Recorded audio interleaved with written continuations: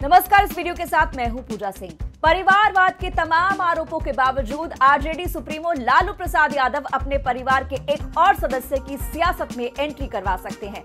बड़ी खबर ये सामने आई है कि लालू यादव की बेटी रोहिणी आचार्य आरजेडी के टिकट से सारण सीट से चुनाव लड़ेंगी।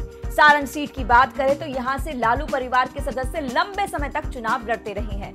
लालू प्रसाद यादव के परिवार की बात करें तो उनकी पत्नी राबड़ी देवी, दोनों बेटे तेज प्रताप और तेजस्वी, बेटी मीसा भारती सभी पॉलिटिकली एक्टिव रहे हैं एक टाइम में। लेकिन अब मौजूदा वक्त की बात करें तो उनके परिवार से सिर्फ राबड़ी देवी, तेज प्रताप और तेजस्वी यादव ही पॉलिटिकली एक्टिव हैं। आरजेडी के राष्ट्रीय अध्यक्ष लालू प्रसाद यादव ने इस महीने पटना के ऐतिहासिक गांधी मैदान के मंच से बेटी रोहिणी आचार्य की तारीफ की थी। उसके बाद सीमांचल में लालू प्रसाद यादव ने रैली को वर्चुअली संबोधित किया, तब भी रोहिणी का नाम लिया। इस महीने की शुरुआत में जब पटना के गांधी मैदान में लालू यादव पहुंचे तब भी रोहिणी आचार्य का नाम लिया। और अब सोशल मीडिया पर रोहिणी आचार्य की सक्रियता वाली तस्वीरें काफी वायरल हो रही हैं। वायरल इसलिए हो रही हैं ताकि रिस्पांस देखा जाए कि रोहिणी चुनाव लड़ेंगी तो उनको जनता की क्या प्रतिक्रिया मिलेगी। आपको बता दें कि सारण सीट लालू यादव की गृह सीट है। 29 साल की उम्र में पहली बार 1977 में लालू यादव छपरा सीट से चुनाव लड़े थे। इसके बाद 1989 और 2004 में भी इस सीट से उन्होंने रिप्रेजेंट किया। नए परिसीमन के बाद इसे सारण नाम से जाना जाने लगा, लेकिन सीबीआई द्वारा चारा घोटाले में दोषी करार होने के बाद लालू यादव लोकसभा से अयोग्य करार दिए गए।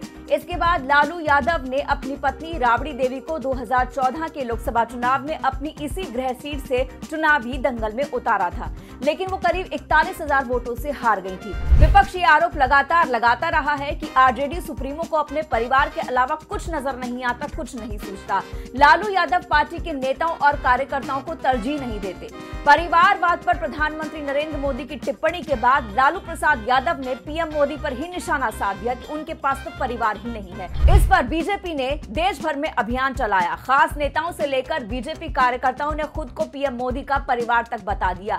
पीएम मोदी के परिवार के जवाब में राजनीतिक पंडितों को लगा था कि लालू कुछ बैकफुट पर आ जाएंगे, लेकिन हुआ बिल्कुल उल्टा।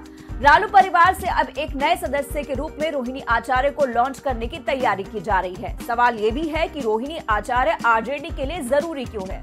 परिवार में अब दो ही विकल्प नजर आ रहे थे। वो विकल्प थे रोहिणी और दूसरी राजश्री यादव। चारा घोटाले से लैंड फॉर जॉब तक लालू प्रसाद यादव, उनकी पत्नी राबड़ी देवी, बेटी मीसा भारती, बेटे तेजस्वी यादव पर आंच साफ दिख रही है। ऐसे में तेजस्वी यादव की पत्नी राजश्री यादव विकल्प के तौर पर दिखाई दे रही थी, लेकिन राजनीतिक रूप से वो उतनी असरदार नहीं है। ऐसे में रोहिणी आचार्य का नाम सामने आना ही था। जहां तक तेज प्रताप यादव का सवाल है तो भ्रष्टाचार के आरोपों से तो अब तक बचे हुए हैं, लेकिन उनको जिम्मेदारी कम ही दी जाती है।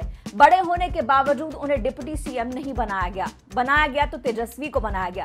ऐसे में समझना बहुत मुश्किल नहीं है कि क्यों रोहिणी आचार्य का नाम आगे किया जा रहा है। ऐसे में परिवार से नए किरदार के रूप में रोहिणी आचार्य की एंट्री का माहौल अब बन रहा है। रोहिणी के साथ एक सहानुभूति ये भी है कि उन्होंने अपने पिता को किडनी दी थी, और ऐसे में अब अगर लालू प्रसाद यादव के उत्तराधिकारी के विकल्प के तौर पर देखा जाए तो रोहिणी सबसे उम्दा और बेहतर विकल्प है। देखना होगा कि रोहिणी आचार्य जब चुनावी मैदान में उतरती हैं तो इससे क्या फायदा आरजेडी को होता है और लालू परिवार का ये नया चश्मोचराग राजनीति के मैदान में अपना नाम कितना बना पाता है। इस वीडियो में इतना ही। नमस्कार।